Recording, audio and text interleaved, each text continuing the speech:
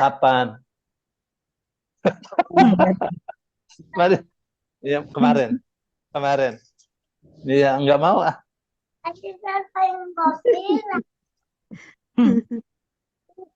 Udah lama nih nggak lihat Farok. Tuh.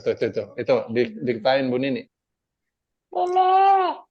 Nah, Nini, langsung Nini. Ih, Faruk mau kesini lagi. Di bawah adanya. Kok dicoret-coret? Faruk kesini lagi ya. Baik, sekarang di khutbah yang nomor 50. Ya, supaya dapat banyak. Khutbatul hajah. Ini khutbah tentang hajat.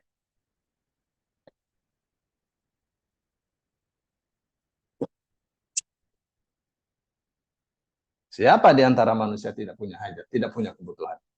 Ini khutbah Rasul sallallahu alaihi wasallam. Hadisnya an Abdullah bin Mas'ud radhiyallahu anhu, dari Abdullah bin Mas'ud radhiyallahu anhu, qala, ia mengatakan, allamana Rasulullah sallallahu alaihi wasallam mengajarkan kepada kita khutbatul hajati, khutbah hajat. Innal hamdalillah nasta'inuhu wa nastaghfiruhu wa na'udzu billahi min syururi anfusina wa sayyiati a'malina. May yahdihillahu fala mudilla lahu wa may yudlil fala hadiya lahu. Wa asyhadu an la ilaha illallah wahdahu la syarika lahu wa asyhadu anna Muhammadan 'abduhu wa rasuluh. Ya ayyuhalladzina amanu taqullaha haqqa tuqatih wa la tamutunna illa wa antum muslimun. Ya ayyuhan nasu taqu rabbakum alladzi khalaqakum min nafsin wahidatin wa khalaqa minha zawjaha wa batha minhuma rijalan katsiran wa nisaa wattaqullaha alladzi tasaaluna bihi wal arham innallaha kana 'alaikum raqiba. Ya ayyuhalladzina amanu taqullaha wa qulu qawlan sadida yuslih lakum a'malakum wa yaghfir lakum dhunubakum wa man yuti'illaha wa rasulahu faqad faza fawzan 'azim.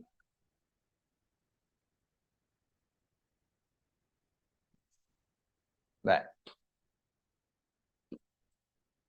Ini kenapa ini disebut khutbatul hajah? Kita para khatib pasti kalau khutbah Jumat ini yang dibaca di pertama kali. Ya, karena ini di dalamnya ada permintaan yang sangat dahsyat sekali. Dimulai dengan pujian kepada Allah. Satu doa dengan sopan santun yang penuh. Sopan santun yang sempurna. Doa dimulai dengan pujian dan sanjungan kepada yang maha terpuji, satu-satunya Tuhan yang berhak memperoleh segala puji. Sini, nak. Sini.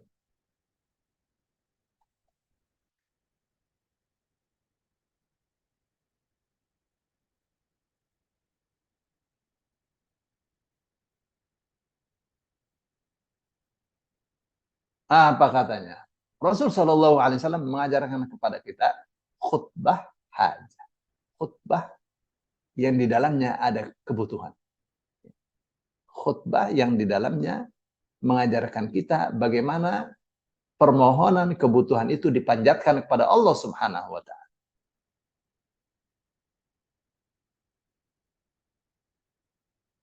Khutbahnya, Innal hamdalillah, sesungguhnya segala pujian milik Allah. Nasta'inuhu, kita meminta tolong kepadanya. Wa nastaghfiruhu, dan kita memohon ampun kepadanya. Wa na'udzu billahi, dan kita berlindung kepada Allah. Min syururi anfusina, dari jahatnya jiwa kita, pribadi kita, hati kita. Wa sayyiati amalina, dan keburukan amalan-amalan kita, perbuatan-perbuatan kita. Tuh, ya. Jadi meminta pertolongan, meminta ampun, dan berlindung dari segala keburukan. Keburukan jiwa, keburukan hati, ya, keburukan perbuatan. Rasul Shallallahu Alaihi Wasallam katakan, siapa saja yang Allah kasih hidayah, maka tidak akan ada satupun yang dapat menyesatkan. Dan hidayah ini adalah barang yang paling mahal. Nomor satu yang Allah ajarkan kepada kita untuk kita panjatkan di dalam salat kita. Ihdinas siratal mustaqim, tunjuki kami jalan yang lurus. Bukan Allah mengajarkan di surah Al-Fatihah, ya Allah berikan kami surga. Enggak. Tunjuki kami jalan yang lurus. Karena kalau orang dikasih jalan yang lurus, itu akan memperoleh ridho Allah Subhanahu wa taala. Itu biangnya kebaikan. Kalau orang itu dikasih hidayah, tidak akan ada satupun yang dapat menggelincirkannya, menyesatkannya. Sebaliknya, wa may yudlil fala hadiyalah. Siapa yang Allah jadikan sesat, maka tidak akan ada yang dapat memberinya petunjuk. Setelah itu, asyhadu an la ilaha illallah wahdahu la syarikalah. Aku bersaksi bahwa tidak ada yang berhak disembah kecuali Allah. Satu-satunya, tidak ada sekutu baginya. Wa asyhadu anna Muhammadan abduhu wa rasuluh. Dan aku bersaksi bahwa Muhammad adalah hambanya dan utusannya. Terus perhatikan ayatnya. Ya ayyuhalladzina amanu taqullah. Hai orang-orang yang beriman, bertakwalah kalian kepada Allah. Haqqa tuqatihi, dengan sebenar-benarnya takwa. Lihat. Simple. Takwa yang benar. Nah, tapi untuk bisa takwa itu ada ilmunya. Ya, butuh ilmu. Kapan orang itu takwanya benar, pasti dapat ridho Allah. Kapan orang itu dapat ridho Allah, Allah akan muliakan hidupnya. Allah akan muliakan kematiannya. Allah akan muliakan alam hidup dia di alam kubur. Allah akan muliakan dia, kehidupan dia di alam baqa, alam surga. Ridho Allah. Ya. Wala tamutunna, dan jangan sekali-kali kalian meninggal illa wa antum muslimun, kecuali kalian dalam keadaan berserah diri kepada Allah. Mana meninggal dalam keadaan berserah diri, lagi sujud, lagi zikir, meninggal dalam keadaan mengucapkan asyhadu an la ilaha illallah wa asyhadu anna Muhammadar Rasulullah. Enak tuh orang wafat seperti itu. Ya, lagi zikir, dipanggil oleh Allah.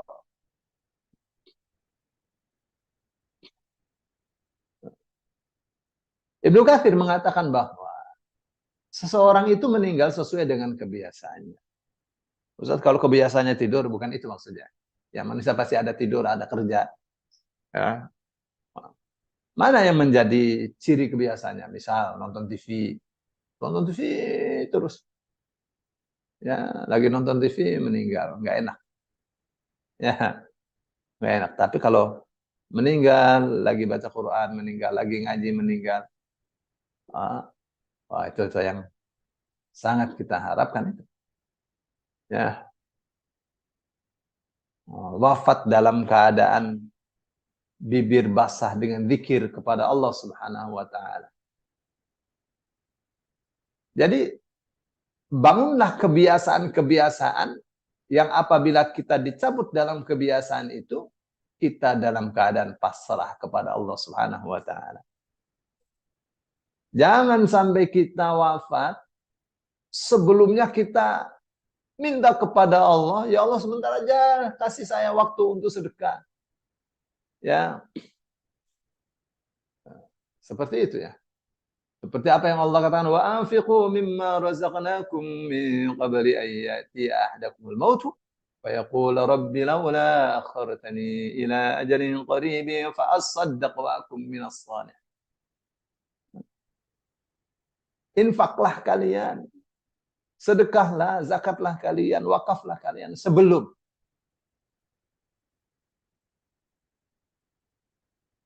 kematian menjemput seseorang di antara kalian, lalu dia mengatakan, Rabbi laula akhartani ila ajalin. Ya Allah, mohon sebentar saja ditangguhkan kematian saya. Fa as-saddaqo, saya mau sedekah.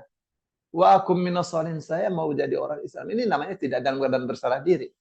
Ya, dalam keadaan dia, aduh kurang sedekah saya, ini salah saya ini. Jangan sampai nyesel. Jangan sampai nyesel karena mestinya sedekah dia tidak sedekah. Karena itu adalah bagian yang paling mudah. Amal soleh yang paling mudah. Sholat mesti pakai baju dulu, mesti bersih-bersih dulu. Tapi sedekah, ambil duit, berikan. Sedekah, gampang sekali. Ya, lagi sedekah atau setelah sedekah dicabut nyawanya oleh Allah. Waduh, luar biasa. Baik. Ya ayuhan nasu taqu rabbakum, wahai manusia, bertakwalah kalian kepada Tuhan kalian. Ketakwaan kepada Tuhan kalian itu adalah kebutuhan kalian. Takwa itu kebutuhan. Allah mengatakan, wa may yattaqillaha yaj'al lahu makhraja. Siapa yang takwa kepada Allah, Allah akan kasih dia jalan keluar. Wa yarzuqhu min haitsu la yahtasib. Allah kasih rezeki pada dia dari arah yang tidak diduga. Lihat tuh dahsyatnya takwa. Orang takwa, Allah ridho. Allah ridho, dimudahkan hidupnya.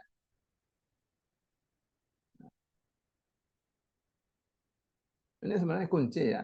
Tapi banyak orang-orang yang maunya maksiat terus. Sudah banyak maksiat, pengennya mulia. Kan susah. Nah. Itu kenapa, Mayang, bicara?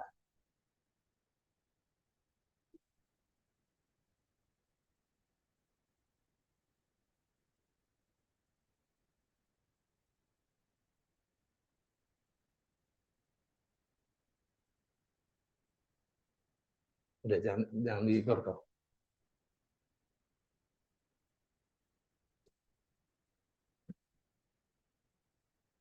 Udah jangan. Ya ilahi. Udah jangan ditisun. Diam dia. Udah jangan.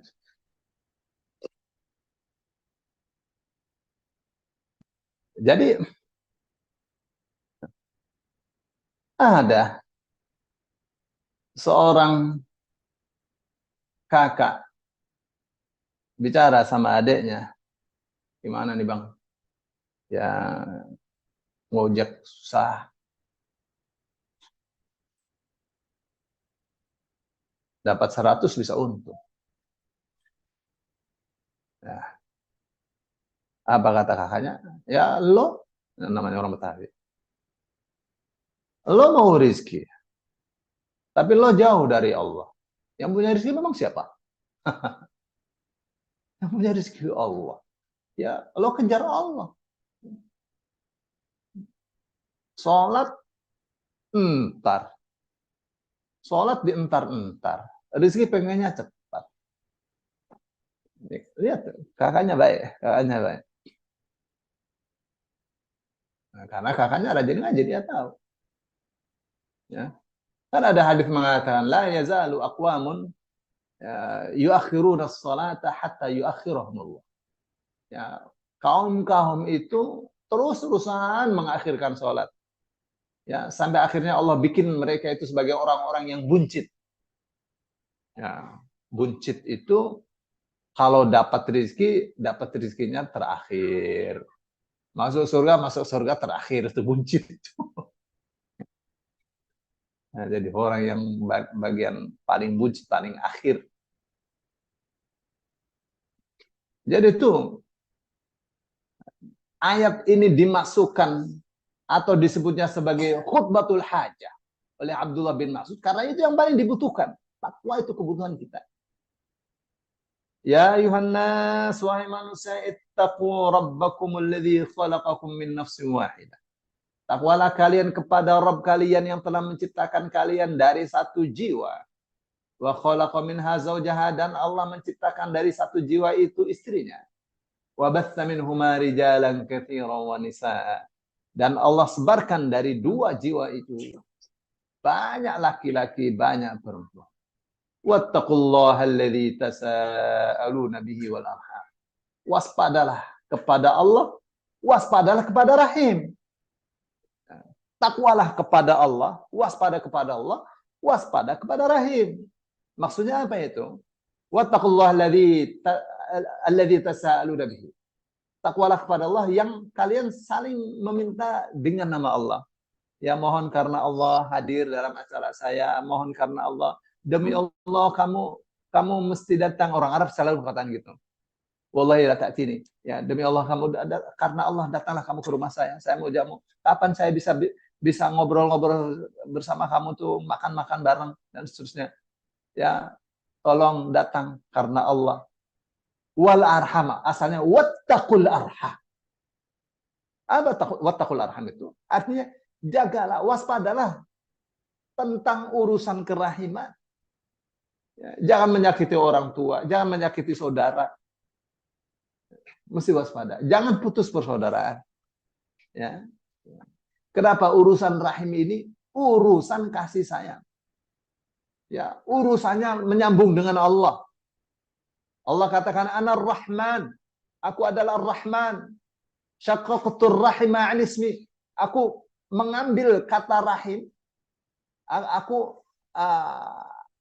kasih rahim ini, aku ambil kata rahim ini dari namaku.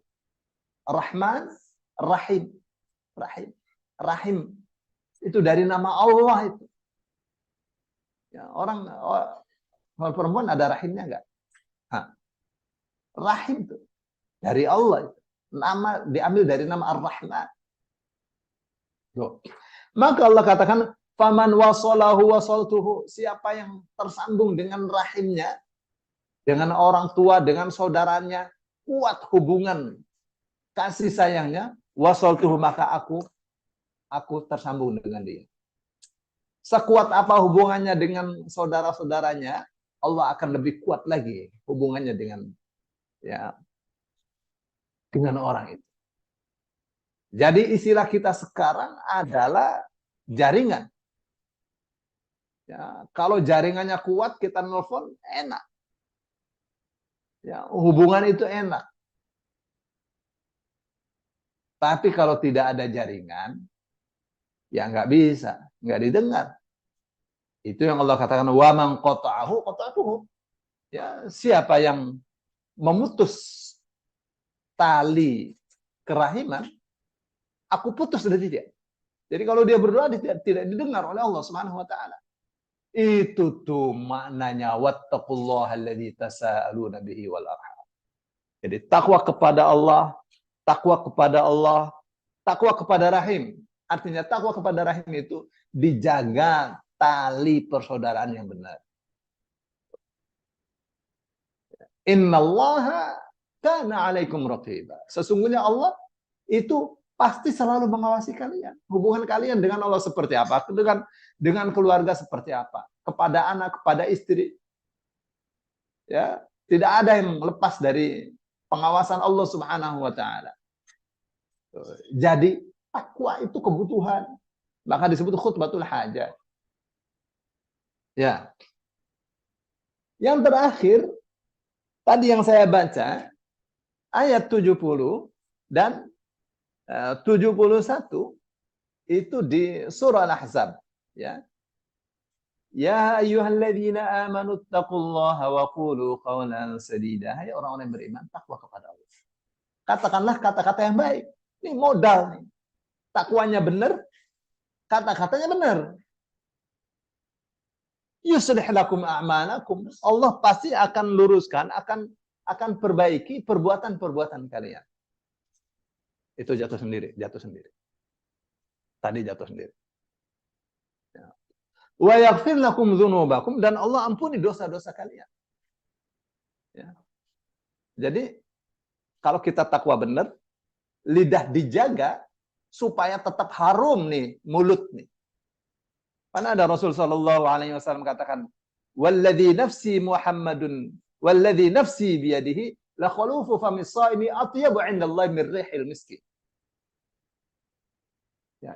Demi Allah yang jiwaku berada di tangannya, dalam genggamannya. Sungguh bau mulutnya orang puasa itu lebih wangi di sisi Allah daripada minyak miskin. Kenapa ini mulut jadi wangi? Karena dia jaga dari kata-kata yang menyakiti, dari kata-kata kotor, dari kata-kata yang tidak berguna. Dia jaga betul. Itu yang membuat mulut itu wangi di hadapan Allah Subhanahu wa taala. Ya. Oh. Jadi kapan takwa benar, kata-kata benar, perbuatan kita diperbaiki oleh Allah. Kalau orang itu punya perusahaan, perusahaan itu memproduksi sesuatu, produksinya itu akan terjaga kualitasnya. Ya, kualitasnya diperbaiki dan seterusnya. Satu. Wa yaghfir lakum dzunubakum, dan Allah ampuni dosa-dosa kalian. Perbuatan kita, hasil dari perbuatan kita, dosa-dosa kita. Ya, yang pertama amalan-amalan, perbuatan-perbuatan kita akan diperbaiki oleh Allah. Akhlak kita akan diperbaiki oleh Allah. Ya, dosa-dosa kita akan diampuni. Ya, terus apa yang Allah katakan? Wa may yuti'illah wa rasulahu faqad faza fawzan 'azima. Siapa taat kepada Allah dan Rasulnya, maka sungguh ia telah memperoleh kesuksesan yang besar. Jadi sukses besar menurut ayat ini adalah kapan orang taat kepada Allah dan Rasul. Itu sukses besar. Jadi semakin taat, semakin sukses. Dan itu yang diperlombakan. Ya, perlombaan taat kepada Allah dan Rasulnya. Maka Allah katakan faz. Faz itu menang. Kemenangan yang diperoleh dari perlombaan. Ya. Baik, itu ya khutbah yang nomor 50. Namanya khutbatul hajah.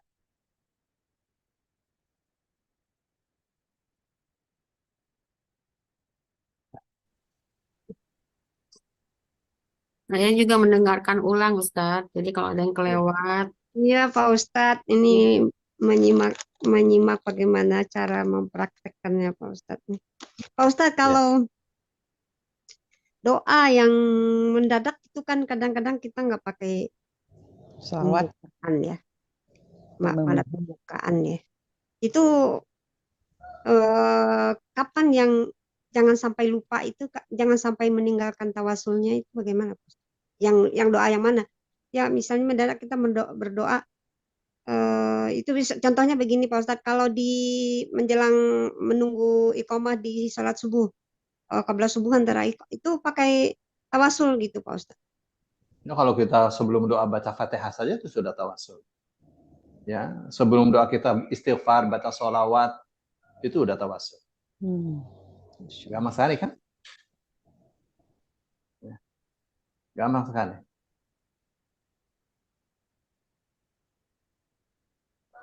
Gampang sekali. Tapi mau orang kalau zikir terus, mah zikirnya udah tawasul itu.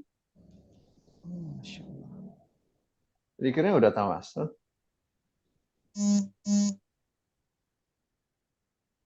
Enak sebenarnya orang zikir ya. Enak. Hati tuh enak, lega. Bu. Hati tuh lega.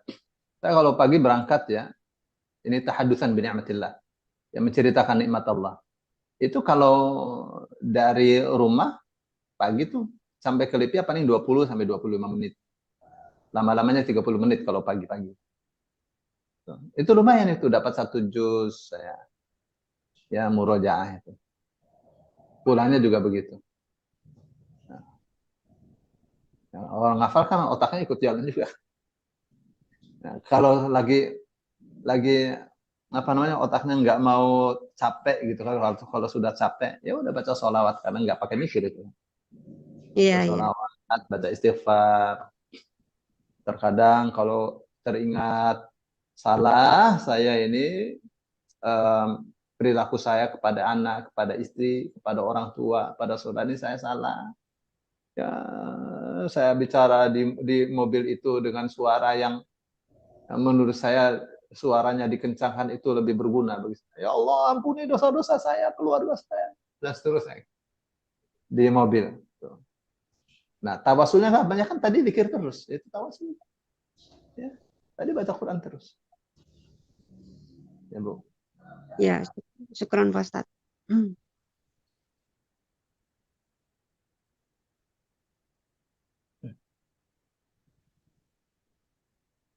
Jadi hari ini mau pada kemana ini hari Sabtu nih? Hari ini kan di Jakarta ada 28 bola Oktober, Palestina Pak Ustadz, Hari Sumpah Pemuda. silang Monas. Nah, Ada apa? Itu ada bola Palestina tapi ya. digabung dengan Sumpah Pemuda. Saya nggak ikut ya. Saya Berdoa. paling bisa mendoakan setiap hari ya untuk kesabaran, kemenangan mereka. Ya Allah. Pasti saya kalau jadi imam kunutnya panjang saya. Kunut nazirahnya panjang. Palestina, orang-orang Islam seluruh dunia. Di Pekanbaru ini Ya. belum ada kunut nazilah nih Pak Ustadz. Iya, di Jakarta udah semua ya kayaknya ya. Saya awal Jumat waktu Palestina dibombardir itu diminta jadi imam. Terus pesan khususnya, Ustadz doakan Palestina. Ya udah, kunut nazilah. Allahumma izzal Islam wal muslimin wa adhil asyirka wal musyrikin. Allahumma shalli muslimin wal mujahidin fi Filistin, gitu kan? Nah, imamnya mesti hafal, mesti tahu kunut nazilah seperti apa, kan? Iya, Imamnya baru taunya kunut witir terus, kunut nazilah nggak pernah tahu dia. iya. Rupanya kunut nazilah to the point ya Pak Ustadz yang nggak pakai sana Ya, kesini. waqtil kafarata wal-zalimin wal-musyrikin wal-mulhidin. ودمر أعداءك أعداء الدين الذين يصدون عن سبيلك ويقاتلون أولياءك يا رب العالمين. اللهم seterusnya. اللهم انصر المسلمين والمجاهدين في فلسطين. اللهم ثبت أقدامهم وقوي جمعهم. اللهم أهلك الكفرة الجنود الإسرائيليين زلزل أقدامهم وفرق جمعهم وشتت sebentar lagi ya Nak. أهلك هلاك عاد وثمود. احنا seterusnya.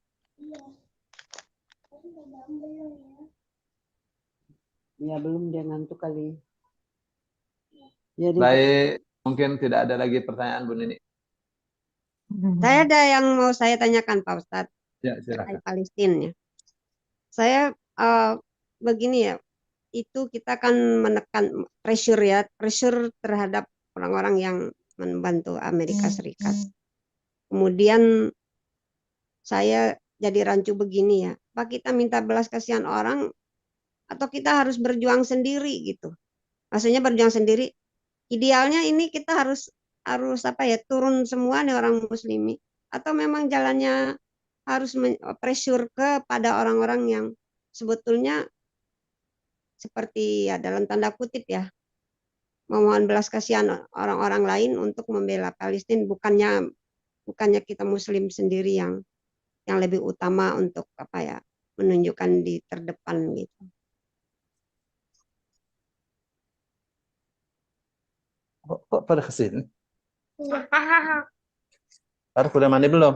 Udah. Mandi dulu. Udah. Mandi dulu. Udah. Kapan? Mandi. Ya, kemarin. Iya, nggak mau ah.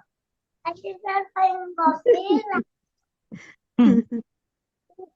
Udah lama nih nggak lihat Farok. Iya.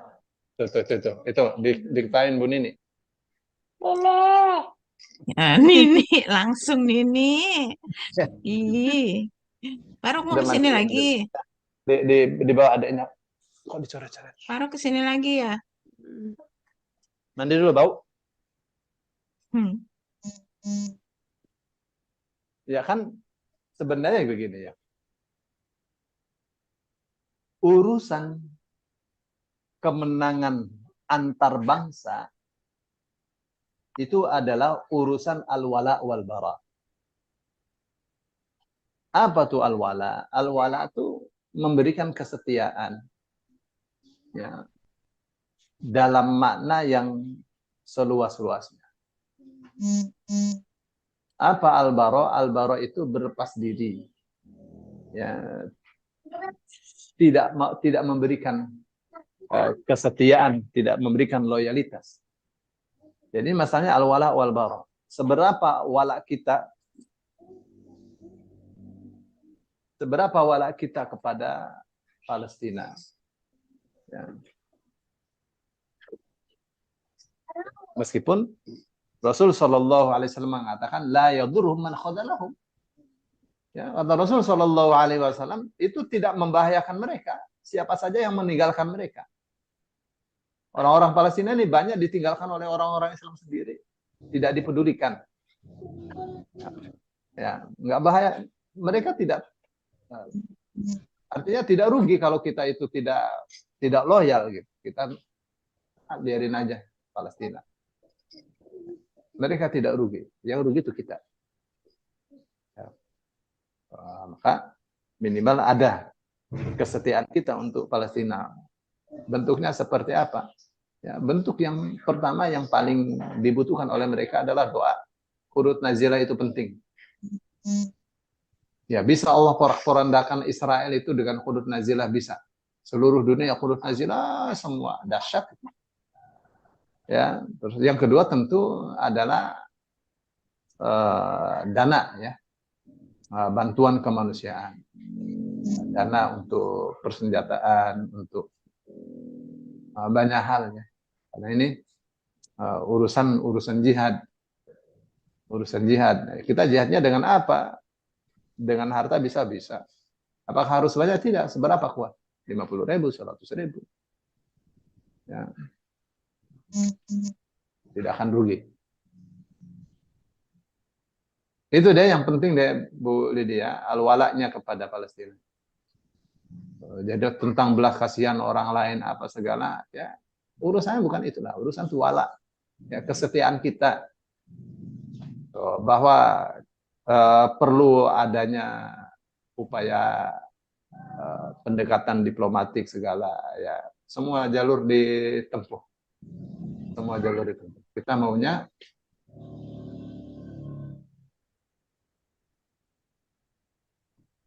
ya perang tapi jangan membantai rakyat sipil gitu.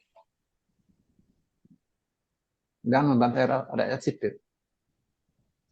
Bagaimana dengan Hamas? Hamas juga sama, istilahnya asal bom aja kan? Di mana bedanya Hamas dengan Israel? Nah, Israel bisa tahu titik-titiknya. Pijit langsung. Orang lagi berebut air minum dibom. Lagi berebut air minum. Rakyat sipil betul. Nah, terus dengan melanggar kode etik peperangan,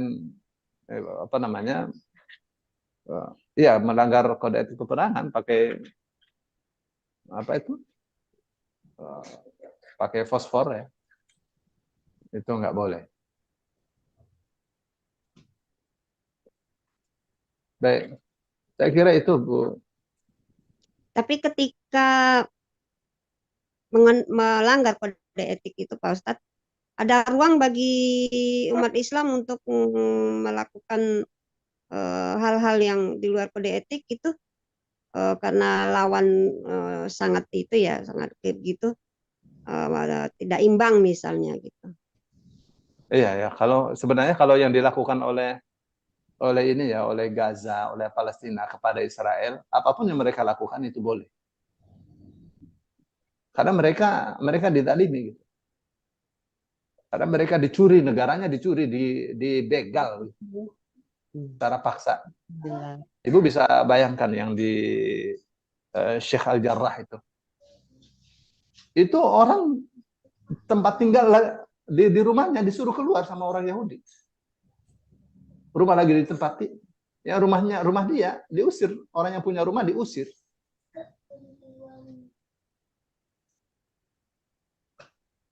Kalau mau dibawa kasurnya silahkan bawa. Kalau enggak ya udah pokoknya keluar orangnya aja.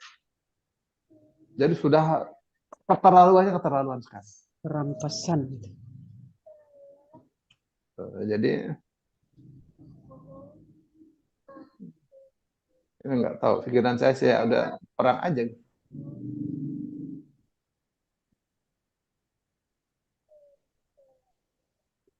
Pikiran negara-negara Afwan, pikiran-pikiran negara Arab kan tidak begitu. Mereka mau aman. Ya, hitung-hitungannya perang dengan Israel, perang dengan Amerika. Ya ini yang ya yang saya apa ya, yang saya pahami dari perjuangan Rasul, saya coba ada nggak yang seperti ini? Rasanya kok saya nggak tahu Pak Ustadz, kalau apa namanya perlawanan begini dihadapinya dengan apa ya, mengamankan diri sendiri dulu per negara masing-masing supaya tidak ini konflik melebar gitu. Itu ada celah di situ Pak Ustadz. Apakah ada celah di zaman Rasul untuk hal begitu? Kalau zaman Rasul Shallallahu Alaihi Iya, Wasallam itu kan waktu di Mekah tidak diperintahkan untuk perang kan, karena masih lemah. Tuh, di Madinah tuh dari kecil, dia kan kecil saja sampai mengalahkan Persia, mengalahkan Romawi, itu udah super power betul. Tidak ada yang lebih dahsyat daripada orang Islam. Tapi kapan itu dijumpai itu? Tapi kalau menurut ini keyakinan Profesor Wahbah Zahidi ya, itu nggak lama lagi itu Israel itu habis. Ya, disebutnya aradun zail. Moga-moga. Itu pasti akan sirna itu, Israel. Tapi tidak akan sirna tanpa peperangan. Ya. Tidak akan sirna tanpa peperangan. Dan orang Islam itu insya Allah nggak bakal kalah dalam peperangan. Ya, di Afghanistan, Amerika jatuh. Di Irak kenapa itu orang Islam kalah? Karena dibantu oleh masyarakat Syiah.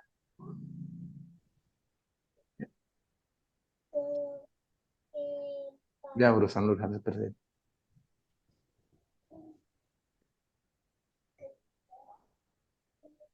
Baik. Ya, Pak Ustadz. Ada lagi Syukran, Pak Ustadz. Bapak Ibu? Ini ngobrol aja ini tentang Palestina.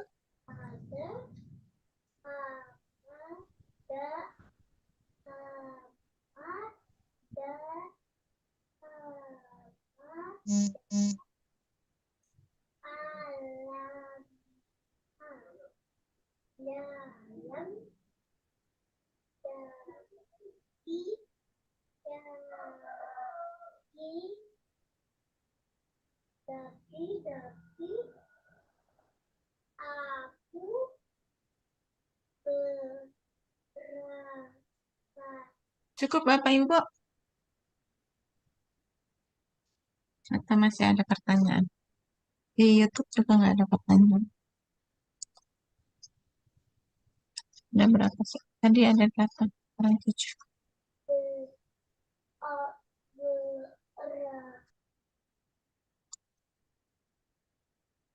Baik, kalau sudah tidak ada pertanyaan, kita tutup saja.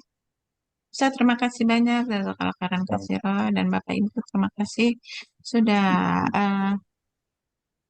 hadir di kajian subuh ini, dan kita akan lanjutkan pekan depan. Insya Allah kita semua bisa bergabung kembali di kajian virtual ini, dan kita sudahkan dengan hamdalah dan doa kafaratul majlis.